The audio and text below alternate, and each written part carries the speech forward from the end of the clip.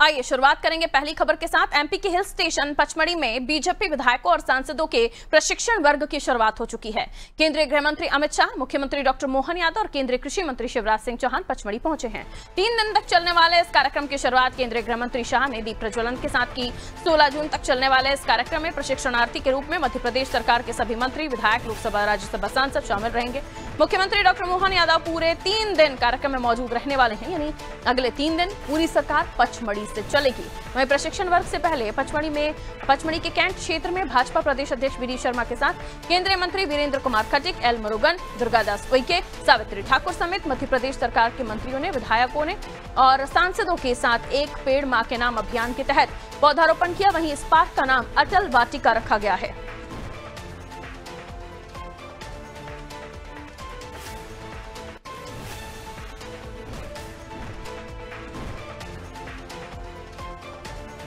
तो मंत्री, विधायक, सांसद पहुंचे पचमढ़ी, जहां मुख्यमंत्री डॉक्टर मोहन यादव भी पचमढ़ी में मौजूद है। गृह मंत्री अमित शाह ने इसका आगाज कर दिया है और अटल वाटिका में पौधारोपण भी यहां पर किया गया है। आइए आलोक हमारे साथ, हमारा सहयोगी जुड़ रहे हैं, उनकी तरफ हम रुख कर लेते हैं। आलोक, अटल वाटिका में पौधारोपण कार्यक्रम हुआ, प्रशिक्षण वर्ग शुरू हो चुका है, क्या कुछ यहां से अपडेट्स निकल कर आ रहे हैं?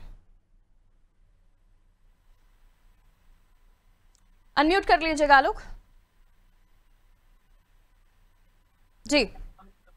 पारुल, मैं आपको बता दूं, लगभग 35 से 40 मिनट हुआ है जब देश के गृह मंत्री अमित शाह मेगा क्लास लेने के लिए अपनी पाठशाला में पहुंच चुके हैं और पाठशाला में वो विधायक और सांसद मंत्रियों को प्रशिक्षण दे रहे हैं कि भारतीय जनता पार्टी जनसंघ के बाद, जनसंघ से लेकर यहां तक का जो सफर हुआ वो कैसे तय किया भारतीय जनता पार्टी ने।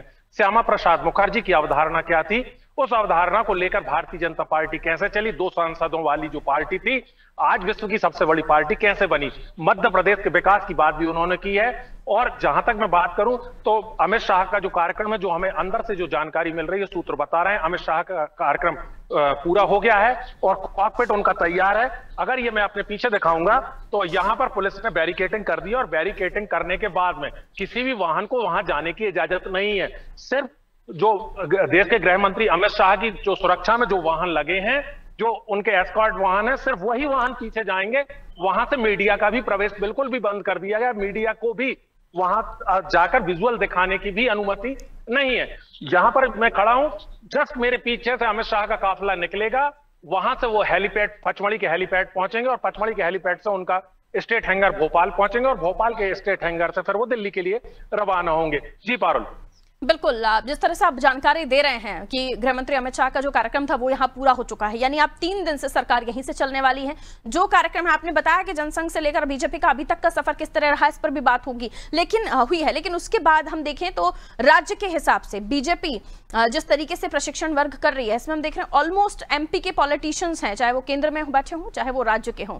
क्या कुछ यहाँ से इनको ट्रेनिंग मिलने जा रही है? क्लास शुरू हो चुकी है, हेडमास्टर साहब जा चुके हैं, लेकिन आप पाठशाला में क्या कुछ चैप्टर्स खुलेंगे, अध्याय होंगे?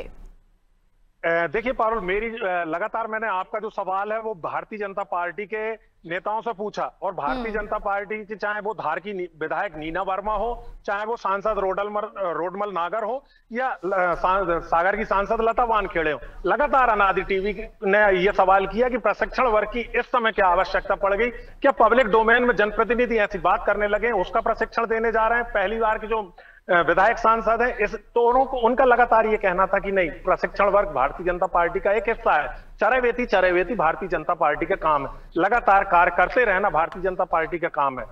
तो उसको लेकर प्रशिक्षण वर्ग पे अंदर क्या कुछ हुआ वो छनकर बाहर निकलेगा। देश के गृह मंत्री के साथ में देश के कृषि मंत्री, मध्य प्रदेश के पूर्व मुख्यमंत्री शिवराज सिंह चौहान भी थे, प्रदेश अध्यक्ष वीडी शर्मा भी मौजूद थे।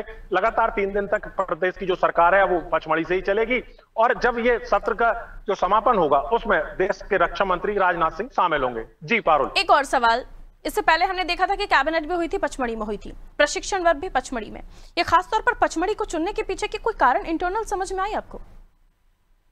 पचमढ़ी का अगर मैं गर्मी में बात करूं तो इस समय क्या है, जो ग्लोबल वार्मिंग है और पूरे प्रदेश का जो तापमान बढ़ा हुआ है, तो सबसे कम तापमान आपको पचमढ़ी में ही मिलेगा। इसलिए सरकार थोड़ा कूल माइंड से सोचना चाहती है और जो सोच के जो विचार निकलेंगे क्रियान्वित करना चाहती है, तो विकास के पथ पर हो सकता है कि कूल माइंड के साथ चलना चाहते हैं और प्रकृति को हरा भरा करने का संदेश भी एक पौधा मां के नाम रोपकर भारतीय जनता पार्टी दे चुकी, और विपक्ष के हाथ में कोई मुद्दा नहीं देना चाह रही, चाहे वो मूंग का मुद्दा हो, चाहे फिर ओबीसी का मुद्दा हो या जातिगत जनगणना का मुद्दा हो। जी पारुल, बिल्कुल, ये तमाम मुद्दे जो हैं बीजेपी ने अपने पास ऐसे सेफ में रखे हुए हैं जिसका पासवर्ड सिर्फ केंद्र के पास है, दिल्ली के पास है। लेकिन जो चीजें और भी निकलकर सामने आ रही हैं, क्योंकि हम देख रहे हैं एमपी में कई सारी ऐसी प्लेसेस हैं जो खास तौर पर धार्मिक स्थलों के नाम पर तो सुप्रसिद्ध है ही, लेकिन पचमढ़ी भी प्रसिद्ध है। पर जिस तरीके से वहां पर टूरिज्म का होना चाहिए, जिस तरह की वहां पर वादियां हैं, जो व्यूज हैं, उसको लेकर मुझे लगता है कि अब ये दौर है कि टूरिज्म को बढ़ावा देने के लिए मुख्यमंत्री अलग अलग जगहों पर,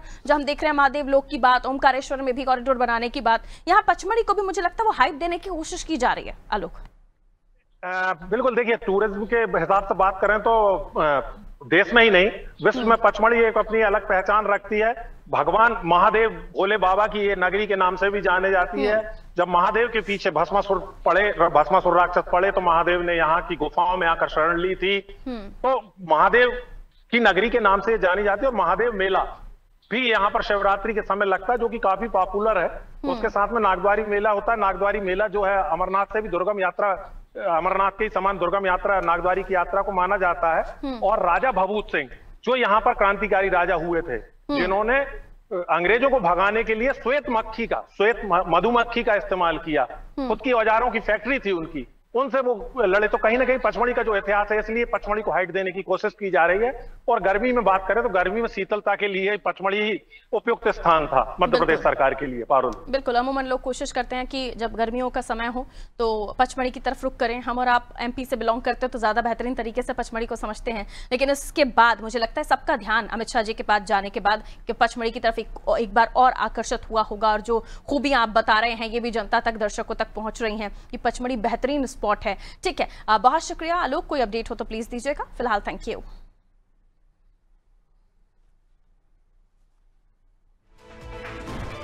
तो आज से लग गई है बीजेपी की पाठशाला। अमित शाह ने आकर इसका आगाज कर दिया है। केंद्रीय गृह मंत्री अमित शाह का कार्यक्रम पूरा हो चुका है। आलोक जहां से हमें रिपोर्ट कर रहे थे वही वो स्पॉट है जहां से अमित शाह का काफिला जो है होकर गुजरेगा। इसके बाद वो भोपाल स्टेट हैंगर पर आएंगे। स्टेट हैंगर पर आने के बाद वो यहां से फिर दिल्ली के लिए या अपने आगे के कार्यक्रमों के लिए रवाना हो जाएंगे।